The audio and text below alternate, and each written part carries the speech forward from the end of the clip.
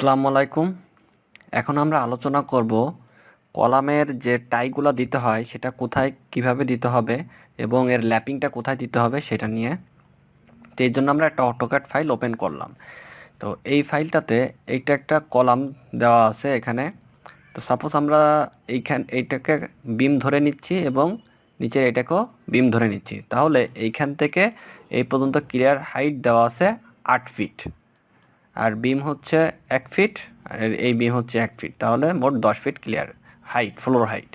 আর এখানে মোট clear height আছে হচ্ছে 8 ফিট। এখন আমাদের এখানে মোট 3টা পোর্শন ডিভাইড করতে হবে। একটা হচ্ছে এই বিমের নিচ থেকে এই পর্যন্ত একটা, এইখান থেকে এই পর্যন্ত আরেকটা, আর এইখান থেকে এই বিম পর্যন্ত আরেকটা। এই 3টা পোর্শন আমাদের ডিসাইড করতে হবে। তো এইখানে যেটা বলতেছে, প্রথম যে পোর্শনটা এইখানে 10 মিলি ডায়া যে ডাইটা দিতে হবে সেটা 5 ইঞ্চি সেন্টার টু সেন্টার। এরপরেরটা দেওয়া আছে 8 ইঞ্চি সেন্টার টু সেন্টার, এইখান থেকে এতটুকু, এবং এরপরে এইখান থেকে এতটুকু হচ্ছে আবার 10 মিলি 5 ইঞ্চি সেন্টার টু সেন্টার। মানে এই যে যে কলামের এন্ডে, মানে বিমের গোড়ায়, বা এখানে যদি বিম নাও থাকে, যদি স্ল্যাব থাকে, এই গোড়ায় দুই প্রান্তে হচ্ছে ঘন ঘন এবং মাঝখানে পাতলা করে দিলেও চলবে, সমস্যা নাই।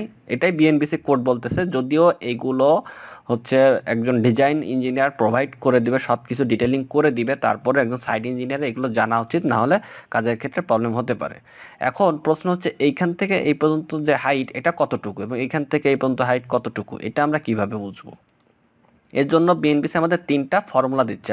ফার্স্ট হচ্ছে larger of C1 or C2, মানে একটা কলামের যদি এই যে একটা কলাম, সাপোজ এই কলামের যদি এইদিকে 12 হয়, এদিকে 12 হয়, তাহলে তো দুই দিকে সমান, যে কোনো একটা নিলে হবে। কিন্তু এটা যদি 20 হয় আর এটা যদি 12 হয়, তাহলে larger of C1 or C2, মানে C1 আর C2 এর মধ্যে যেটার সব বড় ডাইমেনশন সেই মাপটা যদি 20 ইঞ্চি বাই 12 ইঞ্চি হয়, তাহলে এখান থেকে আমাদের 20 ইঞ্চিটা নিতে হবে। এই একটা ফর্মুলা। 2 নম্বর ফর্মুলা হচ্ছে ক্লিয়ার স্প্যান ডিভাইড বাই 6, মানে এইখান থেকে এই পর্যন্ত ক্লিয়ার স্প্যান যদি হয় 8 ফিট, তাহলে সেটাকে আমরা 6 দিয়ে ভাগ দিলে পাবো হচ্ছে 16 ইঞ্চি।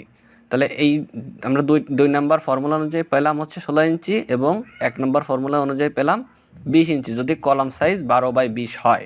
আর 450 এটা সরাসরি দেওয়া আছে, যেটা হচ্ছে 18 ইঞ্চি। এখন এই তিনটার মধ্যে সব থেকে বড় যে মাপটা আছে সেটা আমাদেরকে সিলেক্ট করতে হবে এইখান থেকে এই পর্যন্ত। তাহলে যদি 12 হয় তাহলে তো আমাদের একটাই নিব, মানে এটা হচ্ছে 12, এটা হচ্ছে 16, আর এটা হচ্ছে 18, তার মানে আমাদের 18 নিতে হবে। আর যদি 12/24 ইঞ্চি হয়, তখন আমাদের এই সবগুলোর মধ্যে থেকে 24 ইঞ্চিটা লার্জার লার্জার সব থেকে, সেই জন্য আমাদের 24 ইঞ্চিটাই নিতে হবে।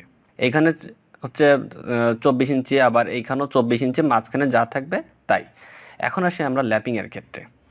ল্যাপিংয়ের এইখানে এই যে মিডিলের যে ফাঁকা ফাঁকা যে জায়গাটা থাকতেছে, মানে উপর থেকে এই ফর্মুলা অনুযায়ী যে ডাইমেনশনটা ঘন ঘন আমাদের দিতে হবে, সেইটা বাদে মাঝখানে ঠিক যতটুকু জায়গাটা থাকতেছে সেইখানেই আমরা ল্যাপিংটা দিতে পারবো। এইখানে দিতে পারবো না, এইখানেও দিতে পারবো না, আর বিম কলাম জয়েন্টে তো দিতেই পারবো না। তাহলে এইখানে যখন আমরা ল্যাপিংটা দিব, এবং সেখানে একটা ক্রাইটেরিয়া আমাদেরকে দিচ্ছে, সেটা হচ্ছে এই ল্যাপিংয়ের এইখানে যে আমাদের টাইটা দিতে হবে সেটা ঘন ঘন, মানে 4 ইঞ্চি সেন্টার টু সেন্টার আমাদেরকে এখানে ল্যাপিংয়ের এখানে টাই দিতে হবে।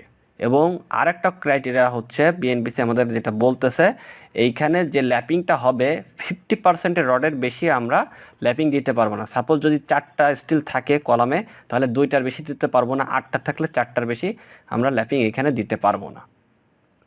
আচ্ছা, এখন আমরা আলোচনা করব এই কলামের যে সিঙ্গেল টাই আমরা ইউজ করব সেটা নিয়ে। তো এইখানে 4টা স্টিল আছে, এখানে তো একটা টাই দেওয়াই আছে, এটা নিয়ে আর কিছু বলার নাই। আচ্ছা, যখন 6টা স্টিল থাকবে তখন আমরা এখানে কখন সিঙ্গেল টাই দিব, এই সিঙ্গেল টাই কোথায় কিভাবে দিতে হবে এগুলো ডিজাইন ইঞ্জিনিয়ার দিয়ে থাকে। তারপরও একজন সাইট ইঞ্জিনিয়ার এগুলো জানা উচিত। এইখানে এই যে 2টা যে স্টিল আছে, এই 2 স্টিলের মাঝে যে ক্লিয়ার যে গ্যাপটা, এটা যদি 150 এর কম হয়, ম্যাক্সিমাম 150 তাহলে এখানে কোনো সিঙ্গেল টাই বা ক্রস টাই দেওয়া লাগবে না। এই ক্ষেত্র এইখানে যে যে যে কন্ডিশন, এইখানেও সেম কন্ডিশন, 150 এর কম যদি হয় তাহলে এখানে কোনো সিঙ্গেল টাই দিতে হবে না। আর যদি 150 এর বেশি হয়, এই যে এই মাপটা যদি ক্লিয়ার গ্যাপটা যদি 50 মিলিমিটারের থেকে বেশি হয় তখন একটা সিঙ্গেল টাই দিতে হবে। এটা বিএনপিসি কোড আমাদের বলতেছে। এই ক্ষেত্র এইদিকেও যদি একই কন্ডিশন হয় 150 এর বেশি যদি থাকে এই ক্লিয়ার গ্যাপটা, তখন এখানেও একটা ক্রস টাই বা সিঙ্গেল টাই আমাদেরকে প্রোভাইড করতে হবে।